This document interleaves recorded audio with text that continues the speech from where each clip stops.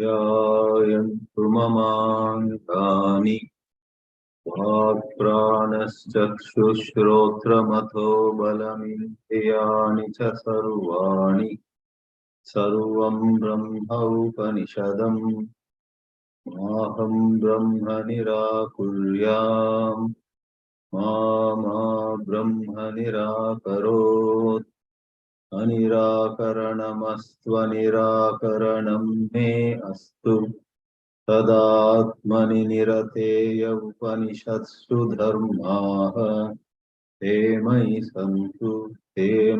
सन्तु ॐ शान्ति शान्ति शान्तिः.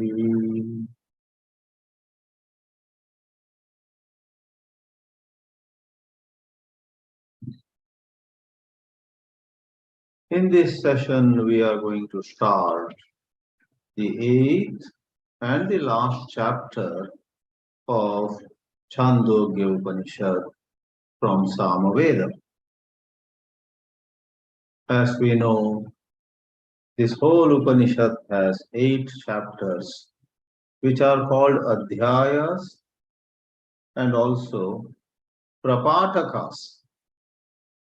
So what we are starting this evening in India or this Friday morning in the West is the Ashtamaha Prapataka. And this is especially known, this 8th chapter, for a wonderful story where an impure-minded student, Virochana, who is no other than the king of demons, Asuras, and a pure-minded student, a highly pure-minded student, may not be 100%, but to a great extent, he has all the Devi Sampat in him, that is Indra, no other than the king of gods, Asura Raja and Sura Raja. These two in the story approach God, the supreme God, who is called here Prajapati. Chapter 8 is known for the story of how Virochana and Indra go seeking the wisdom of the pure self, Atma Vidya, Atma Jnana, which is the same as Brahma Jnana. However, because of the impurity of his mind, Virochana misses the instruction or misunderstands the teaching of Prajapati and returns too hurriedly, too hastily, only to suffer later. Virochana thus does not get self-knowledge.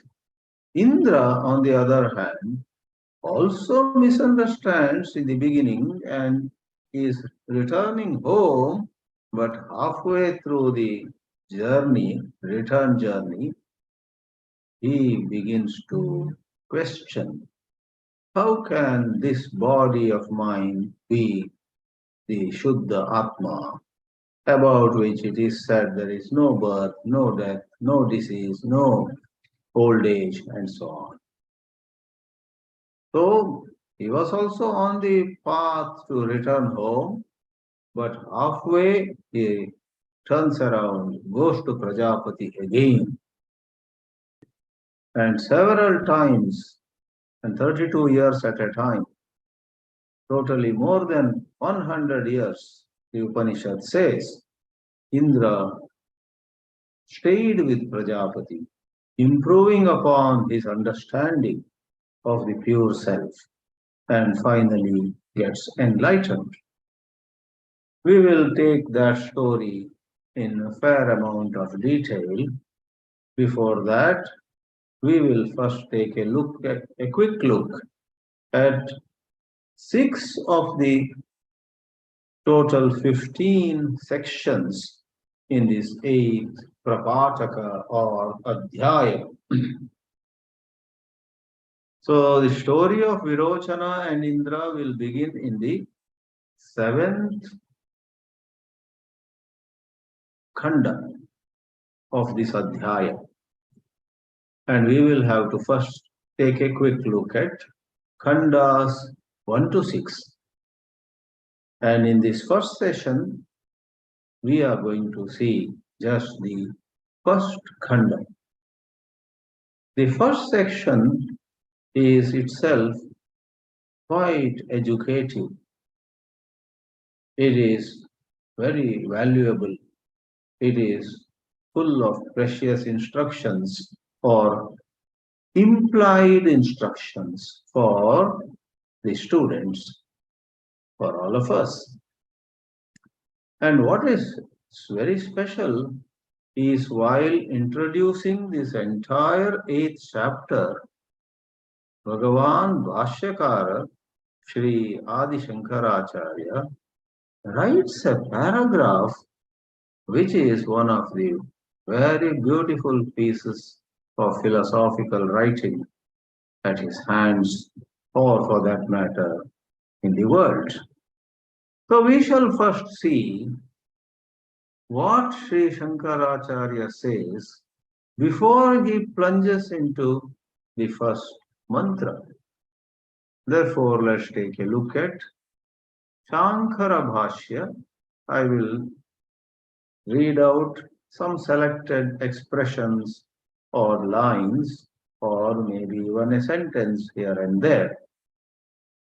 Shankaracharya makes a case for various upasanas or various efforts on the part of a sadhaka to develop particular values in himself or herself.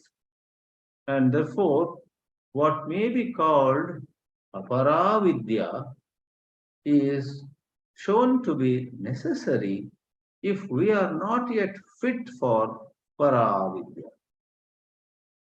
The first sentence itself is so wonderful. Yadyapi digdesha kala dibheda shunyam brahma sadekam eva advitiyam.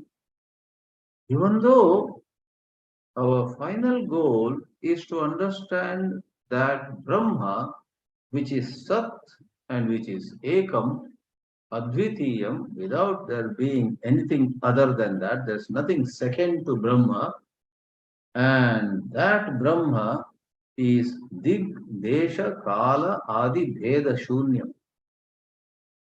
It has no differentiation of directions, of space, of time, and so on. That is what we need to know. But in a number of upasanas, or in all upasanas, we do have a place for space, time, directions, causation, gradation, and everything. Therefore, Adi Shankara says, Yadyapi, even though the Supreme Brahman cannot make room for space, time, causation, and so on, how do we say that? Bhashyakara writes, Atma eva idam sarvam iti cha shashta saptamayoho adigatam. Introducing us to the 8th chapter, he makes a reference to Shashta, the 6th, and Saptama, the 7th Adhyayas, and says there it was made very clear. Upasana involves the upasaka, the worshipper, and some goal to be reached, and a journey to be taken up, and concepts of time and even place find a place in the scheme of things. But the truth to be known has no room for all this. Then why again, even in the 8th chapter, talk about it? Adi Shankara says, Tathapi, Yadyapi, even though, Tathapi, even then. Tathapi iha manda buddhinam दिग्देशादि भेदवद वस्तु इत्येवं भाविता बुद्धि न शक्यते सहसा परमार्थ विषया कर्तुमिति अनधिगम्य च ब्रह्म मंदबुद्धीनां overwhelming majority of humanity, even among those who study Vedanta, alas, they are mandabuddhis. Their intellect has become dull. They may not be acknowledging it. They may not be aware of it. They may think they are very smart. Sometimes they would have got some degree, some postgraduate degree, or even PhD or postdoctoral work they have done in one of the subjects of the world, though those subjects have lots of intricacies. This Atmajnana is a different ball game. Atmajnana requires letting go of the idea of who you are and just be what you truly are. No maths, no physics, no economics, no history, no microbiology, no this, no that can ever bring you close to that kind of transcending the limited I. Therefore, someone who might have received a Nobel Prize for one of those subjects is also a Mandabuddhi in general. An exception may always be found. A great scientist might also have not only intellectually a great understanding of Vedanta philosophy, but in terms of even qualities such as self-control, discrimination between the temporary and the eternal, and so on. Shankaracharya says, Mandabuddhinam digdeshadi bhedavad vastu iti evam bhavita buddhi. Their buddhi is already soaked in, it is dipped in the understanding that there is space, there is time, and I'm running out of time. I better speed up my sadhana. Instead of 4 a.m., I better get up at 3:30 a.m. now because I may not have many years left. Rama Rama. The truth that you need to know is beyond time. Your old age, your infirmity, your sickness, etc., have no bearing on the truth.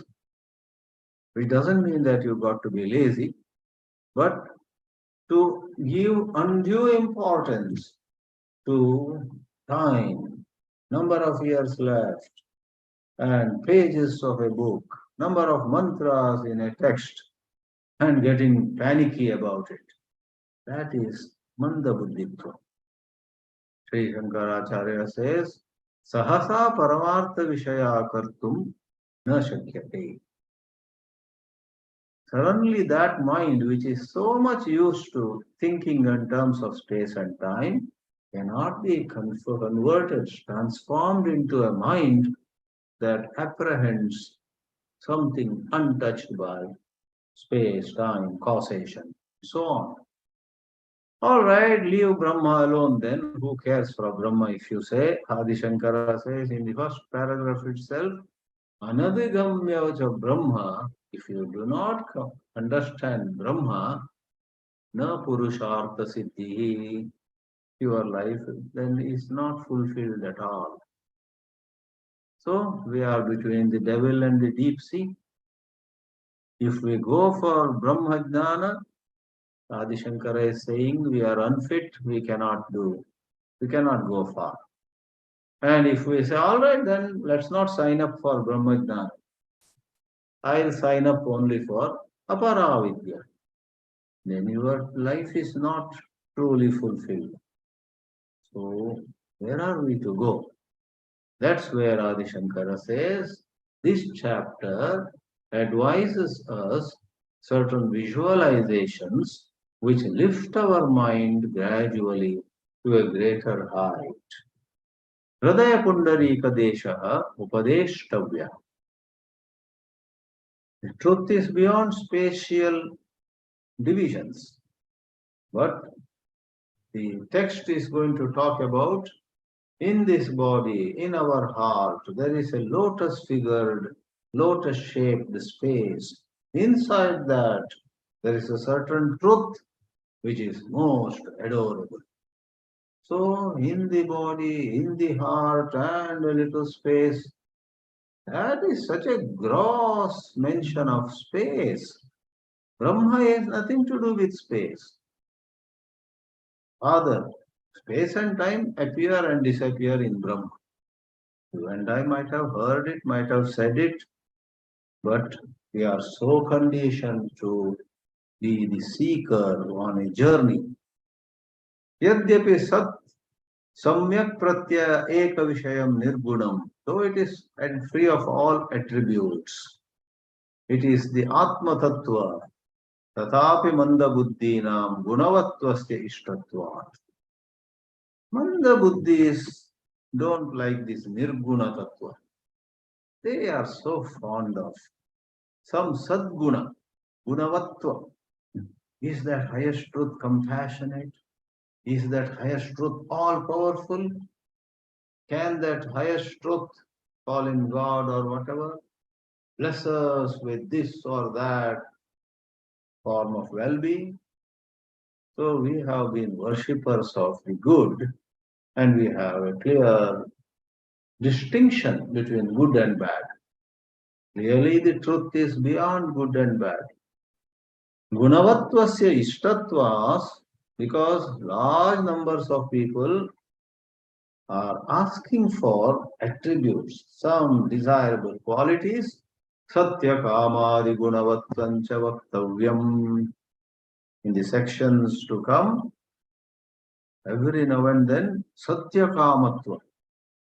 As one reaches Brahma, whatever one desires, kama means desire. Satya, it becomes true, it is fulfilled, and so on. Secondly, because hardly anyone is anchored in that highest vision. All are 1 or 2 notches or 10 or 20 notches below. They are time and again attracted to objects of pleasure. For them, certain special practices have to be given. Sadhana Vishesha, like what? Brahmacharyadi. So the sections to come will be advising Brahmacharya, a life of self-control to the sadhaks on the path. And thirdly, Shankara, with a lot of incisive logic, says, in case of Brahma, really speaking, there is nothing like going to Brahma, reaching Brahma, attaining Brahma, and realizing Brahma. You are that. No gati, going, no gamana, no gantavya, destination, no gantru, the goer. Gantra gamana gantavya abhavat, says. Though that is the truth, again, he uses another expression, Gantra gamanadi vasita buddhina. For people who have the vasana. Vasana is the habitual tendency, repetitive tendency to think in terms of, okay, we are here and we got to go there. We are at afternoon and we must go somewhere by evening. So afternoon to evening, Bangalore to Mysore, place-wise, time-wise, there is going in the minds of these manda buddhis. That's a vasana. Therefore, it is said, in order to help them, let's give them a scenario where, let's talk about a very special nadi, a path running through the backbone, and let's say the energy in you runs through that nadi, that special conduit, and when it goes to the 1,000-petaled lotus at the top of your head, you get realization. So the Manda and Madhyama sadhakas are very happy to get this model. This is what I wanted to hear, they will say. With such comments, Adi Shankara makes a basis for some of the upasanas brought in here, even in the last chapter. Just as in Bhagavad Gita, even in the 18th chapter, Sattva, Rajas, Tamas, Karma, Karta, Adhisthana, etc. are talked about. So much of Aparavidya is filled into chapter 18, and a few verses point to Paravidya. Because there are many who just read the 18th chapter again and again. Here too, many would jump into Virochana Indra Akhyayika. So even in the 8th chapter, if somebody comes straight there, they should get alambana, supports with which they can rise. Then yes, we are not denying to them purest self-knowledge. So we are going to enter the 4th mantra right away, but before that I'll give you a gist of the first 3 mantras, which are not going to be shown in the slides. The first mantra of this 8th chapter, first khanda, begins Ata yadidamasmin brahmapure daharam pundarikam veshma daharaha asmin antarakashaha asmin yadantah tadanveshtavyam tadvava vijidnasitavyamiti.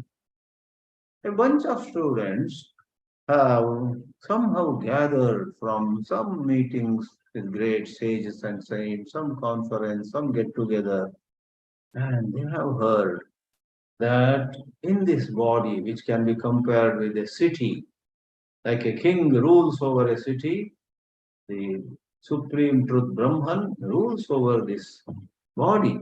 Like a city has gates, body also has gates. That is Dwarani. Therefore, the body is often called a city. In the body, there is a lotus, referring to the area in the heart, chest. There is a house. Just as in a capital city of a kingdom, there is a king, and the king has his house, which is called a palace.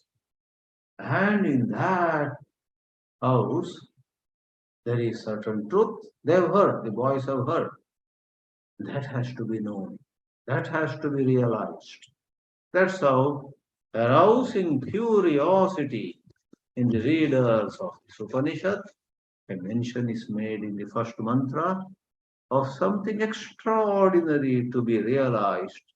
And it is said its location is one's own heart. The second mantra brings the students more explicitly. UNTOUCHED bruyuhu. If the students gather around their acharya, having become very curious about that supreme truth, if they surround him or her and ask, Yadidam asmin brahmapure daharam pundarikam veshma daharaha asmin antarakasha kim tadatra vidyate yadanveshtavyam yadvava vijidnasitavyam iti. Revered sir, if it is true that there is something out of the way in the heart space in every one of us, what is it? What is that which is anveshtavya, to be known, to be inquired into, and vijidnasitavya, to be known, and saha bruyat. Then a competent teacher who has risen to those heights of self-realization, bruyat, would say, should answer this way. The third mantra, which also won't be appearing on the slides, the teacher says, Yavan va ayam akashaha. Wow, what a question you have asked. This akasha, that space in your own heart lotus, yes, is unthinkable. Bhavaneshaha antarhridayaha. All outer space is in this inner heart too. And Ubhe asmin dyava prativi, very poetic. Heaven and earth are in this little space. Don't ask how it can be. Heaven and earth, each of them must be so huge. And this little space in our heart accommodates all of it. All of it is within this lotus. Some places it is described as a downturned lotus. Antareva samahite yavaprati. Ubhau agnischa vayuscha. Fire and wind, great principles which pervade everywhere. But they are in your own heart, if you were to know what that truth is. Surya Chandramasau, sun and moon are in that little space.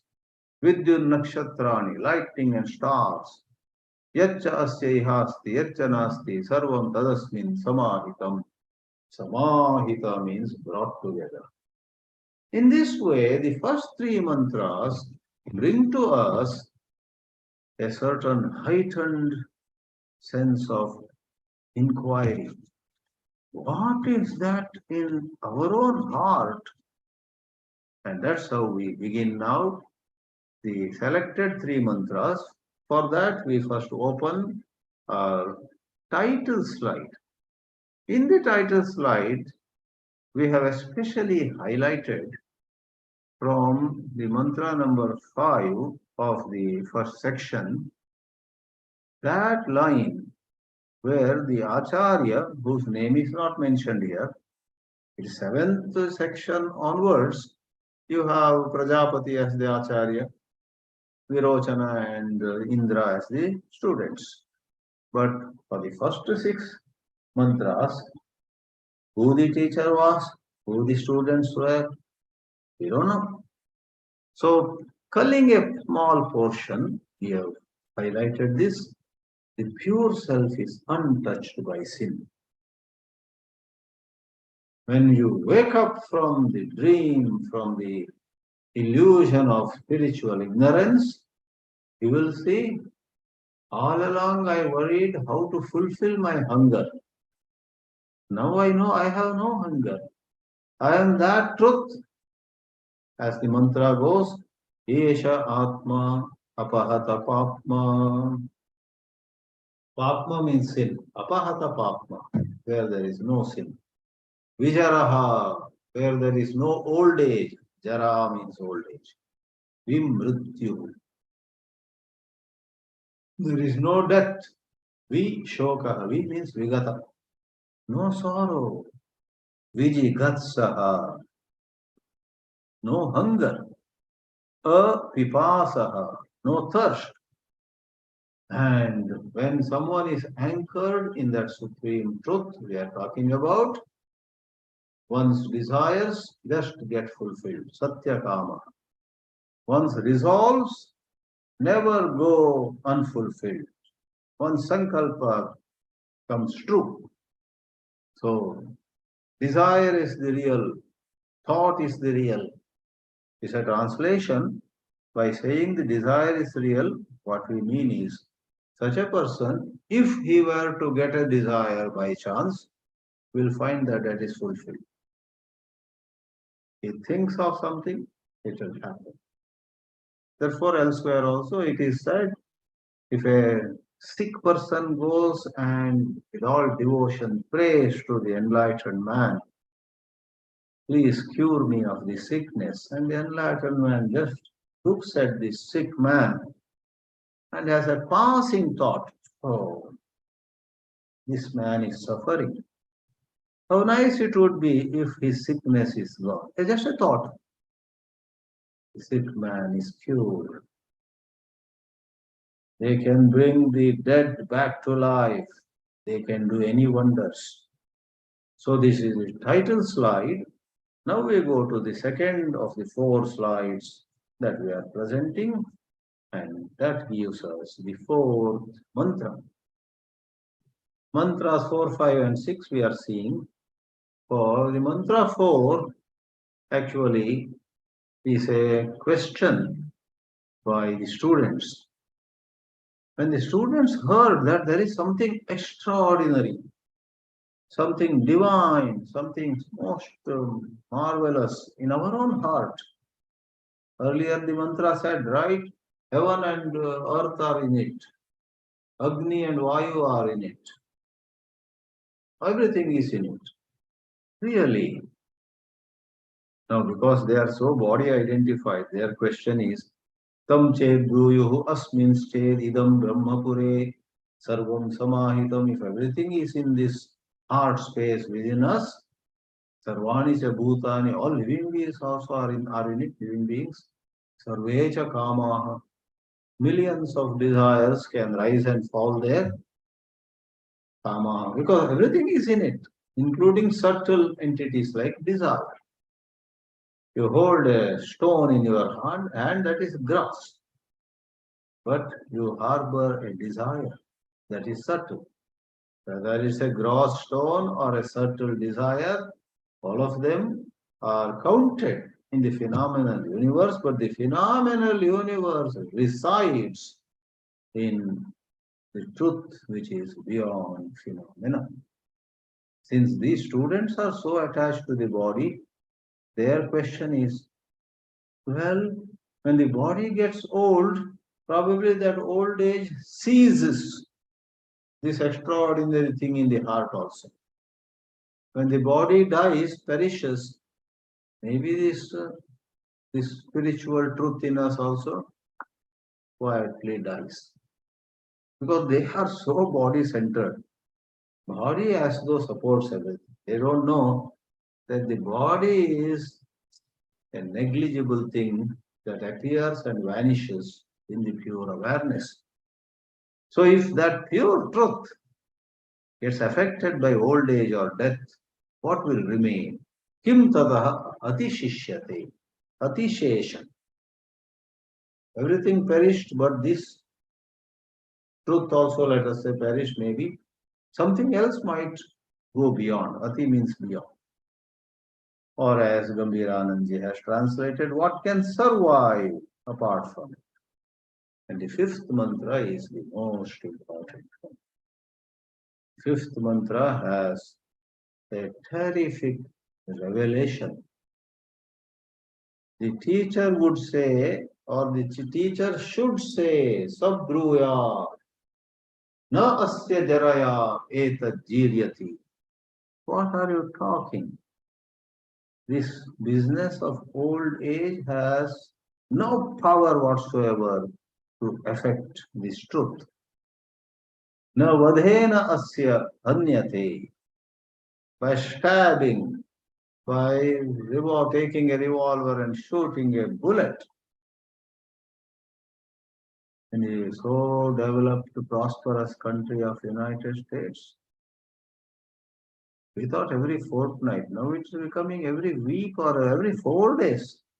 There's some shooting.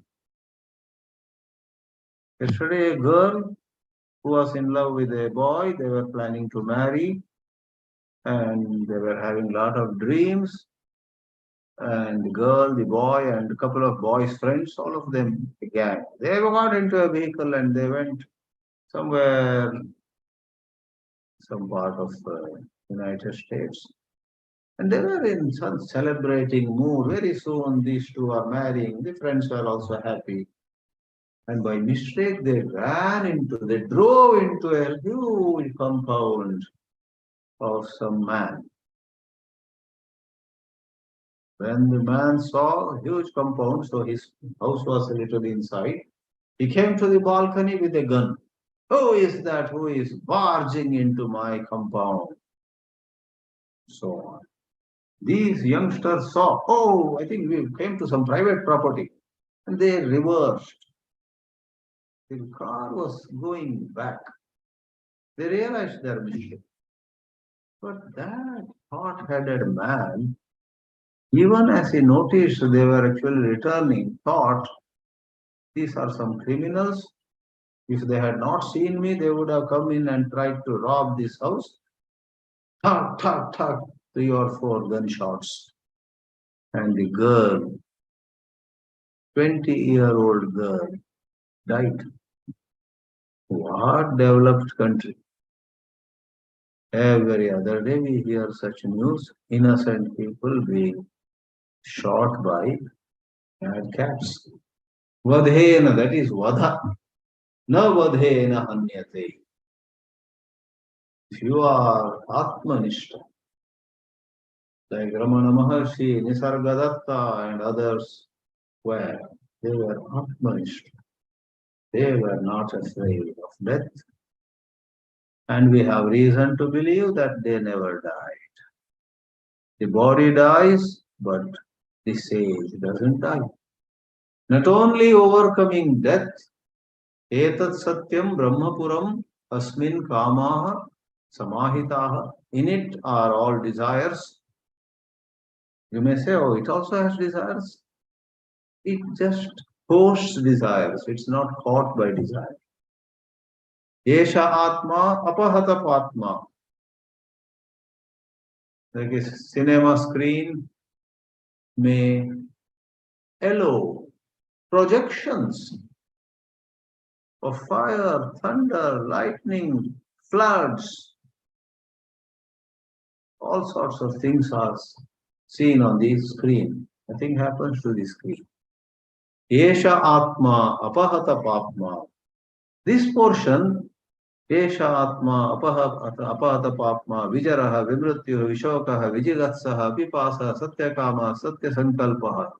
That much is much quoted in various other bhashyas too. That's why I said this is a terrific revelation. The Upanishad mantra is talking to us about us. But the problem is, we are so disturbed. It's a vicious circle. Because we are disturbed, we can't see the truth. And because we can't see the truth, we remain disturbed or we get more disturbed. Somewhere we have to cut the vicious circle. And the way prescribed in the Upanishads is do more Shravana, follow it up with Manana. You will then reach Nididhyasana. But a lot of Vedanta students collect books. Some have 7 versions of, or 7 different publications of Shankara's commentary on some Upanishad. This is Gambhirananda, this is Madhavananda, this is by Gita Press, this is by this is in Telugu, this is in Punjabi. But they are postponing. They don't study it, they don't reflect on it. There is many a slip between the cup and the lip. If one does Shravana, if one does Manana, hundreds or thousands of worldly tendencies, kama, krodha, asuya, insecurity, fear, jealousy, you name it, all of them go. Do Shravana. Stay in longer periods of sincere appreciation of the spiritual truths. This is one example. Reflect on apahata papma, vijaraha vimrutyuh vishokaha, and so on. And then it is said, well, what happens is, vast majority of people, they are not anchored there.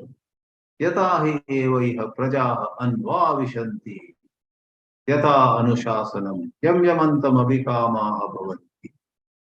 Think of a wonderful, prosperous kingdom, and a very gentle, very fair, very just king is ruling. He has provided all amenities, enough food to eat, enough water to drink, enough of all other needs of life.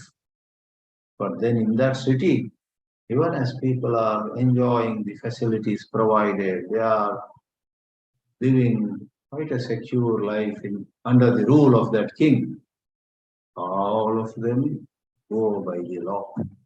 They are bound by the law. So is the case of human being. Everybody is fond of life. Everybody is so happy. Like the joke goes, a man was dying and the doctor said, you are going to breathe your last in next 5 minutes. Do you have any last desire? Any last desire? The patient said in a very feeble voice, I do have one last desire. Even his wife was surprised. He never told me what is that last desire he is talking about. Then he said to the doctor, eye to eye, I want to see another doctor. Man, suffering like that also loves life. So we are like those citizens who are enjoying, who are making use, but nobody wants to inquire and come upon true freedom. So this part is not easy to understand, but if you put it in the context, it talks about yam yamantam abhikama abhavan. Whatever the desire, it's available. They earn well, what you call per capita income is very good in a prosperous country, not like Pakistan at this moment, where because of Ramjan, the whole day they don't eat, and night they want to eat, but there is no food. Pakistan is starving. That's what we hear. But imagine in developed countries, sort of places, no shortage of food. So they go for all that, but then whatever they want some new gadget. Just next road, there is a store. There are whatever you want to buy, card payment, chuck. Nowadays, or you don't even go to any store. Order it on Amazon or from one of those sources. It is delivered at your door. So that's called abhikamaha bhavanti. Yam janapadam, yam kshetra bhagam. Somebody wants land, somebody wants a larger piece of land. Tam tameva upajivanti. They get it all. But the Vedanta says life is much more than getting the car you desired, getting the own house that you desired, getting children also well placed around the world and so on. Life has something higher. That's what is said in the last mantra. You see, the sixth mantra of sixth and last of section 1 of chapter 8. Sabhruyat was then this also, the first two lines are much quoted. I have come across this in so many other portions of Shankara Bhashya. Tadyata iha karmajito lokashiyate. In the world, on this earth, we do karma. And if we do punya karma, good work, then we are rewarded also within the world. Somebody works hard and gets promotion, then he's made the head of the department, then his salary goes threefold and he buys. Earlier he was at a rented place, now in a posh area of the big city because of his company rewarding very well, he buys a very good, enviable house. That's called karma jitaha loka. The mantra says, even religious merit. Somebody has been doing bhavana, homa, yajna, yaga, some out of the way Vedic karmas, and it is said you amass a lot of punya. And then after death you go to heaven. Yes, there you enjoy much more than many other for a longer period than anybody else. But of what use is it? Amutra, there in the heaven, punyajitaha lokaha api shiyate. All right.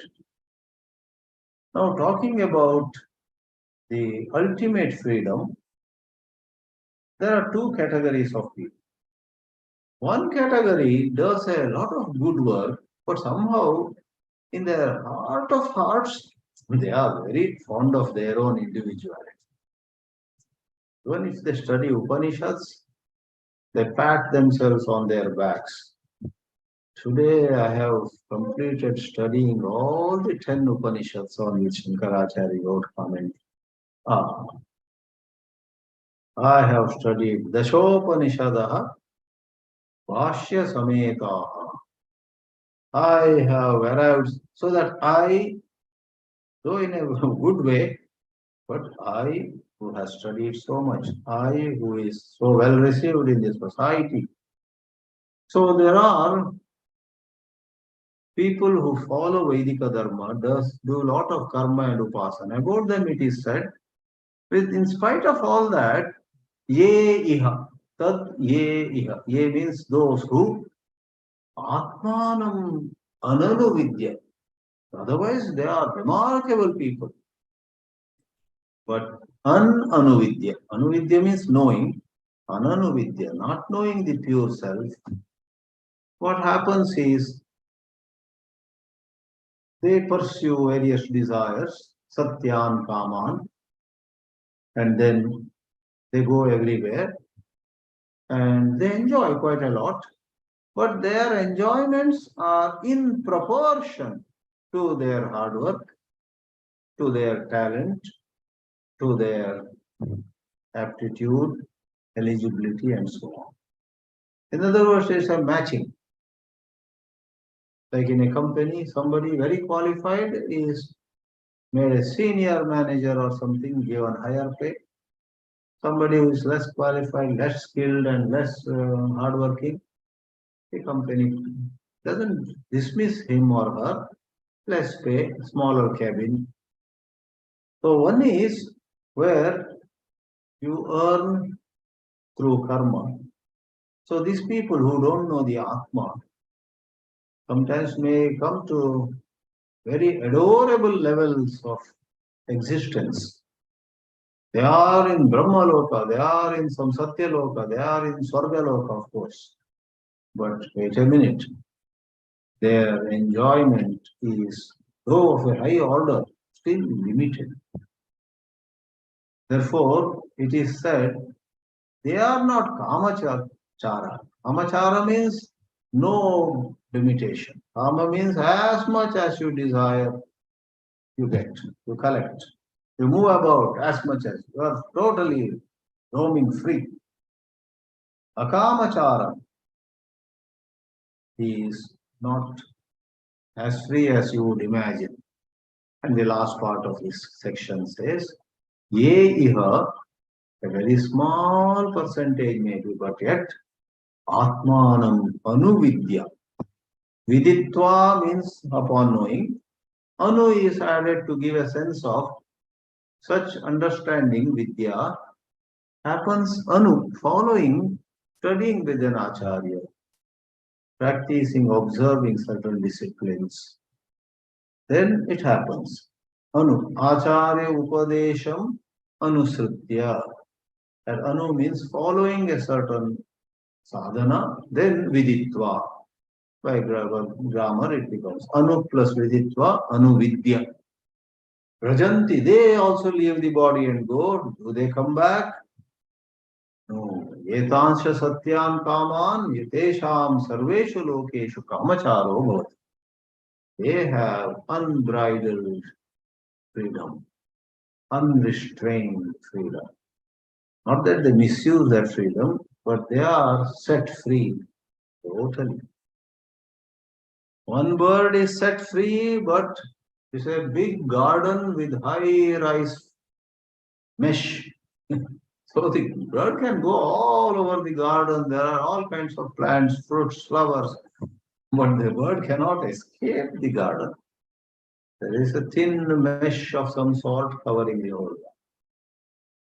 But the other bird can go beyond this garden, go to some other garden, or go anywhere, go to a river, go to a lake, go to some distant mountain. No limits. So the key word here is Atmanam Anuvidya, and in the previous portion, Atmanam Ananuvidya. Anuvidya, Ananuvidya. Knowing, not knowing. In this way, as Adi Shankaracharya rightly said while introducing the whole 8th chapter, it is all about the vast number of sadhaks requiring certain upasanas. However, in the first khanda, ample hints are given to the nature of the highest knowledge. All we need is to increase our eligibility. Om Namah Paramarashibhyaha Namah Paramarashibhyaha.